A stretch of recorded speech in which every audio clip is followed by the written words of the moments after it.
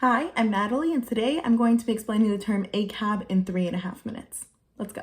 First things first, what does it mean? ACAB stands for All Cops Are Bastards. It does not stand for All Cops Are Bad. This is an important distinction. The word bastard is used because cops in general are bastardized. Something that is bastardized is corrupt. It does not serve its original purpose or function or its intended use because it has been lowered in quality. The police force in general is bastardized and really has been since pretty much the start, which you can learn about more in my History of the Police in 10 Minutes video. You might be saying, but there are good cops too, or my family member is a cop.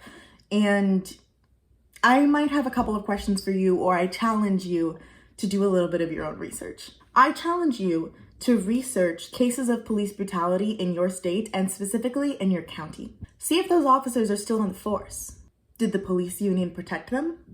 The union that your family member is probably in and upholds? Are you okay with your family member going to Christmas parties with someone like Daniel Pantaleo, who choked Eric Garner to death and raped Anna Chambers while on duty? I'm not sure what makes you think that your family member is absolved of any guilt or responsibility there. But you might be asking, what can they do better? And the answer is quit. The reason that the police force is held together is because of police unions and stubborn officers who refuse to accept that the police force in general is heavily bastardized, no longer trustworthy, and needs to be reimagined completely. This leads to them protecting coworkers who are violent criminals, including rapists and murderers, whether they mean to or not. You also might be saying, but you need the police. What would you do if you were in danger? Who would you call? Well, actually, the police aren't really there to help you not get hurt. Although their slogan is serve and protect, the Supreme Court has continuously ruled since 1855 that they have no duty to serve or protect you, the individual. In my last video, I cited a particularly gruesome case from 2005 called Castle Rock versus Gonzalez. In that case, the Supreme Court ruled that a town and its police department could not be sued for failing to enforce a restraining order, which led to a woman and her 3 children being murdered by her ex-husband.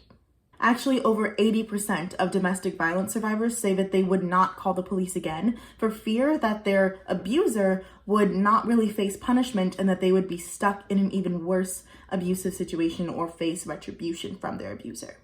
There's also the homeless population who face disproportionate amounts of violence and harassment from the police. And they say, statistically, that they would much rather prefer to be assisted by mental health care professionals rather than police.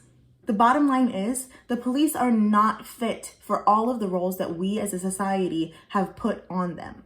And they've proved that time and time again. We need to defund the police and reallocate those funds to mental health care and social work to actually aid communities taking routes that don't include violence. This may seem like a long and grueling process, but as one of my favorite quotes says, for every complicated problem, there is a solution that is short, simple, and wrong.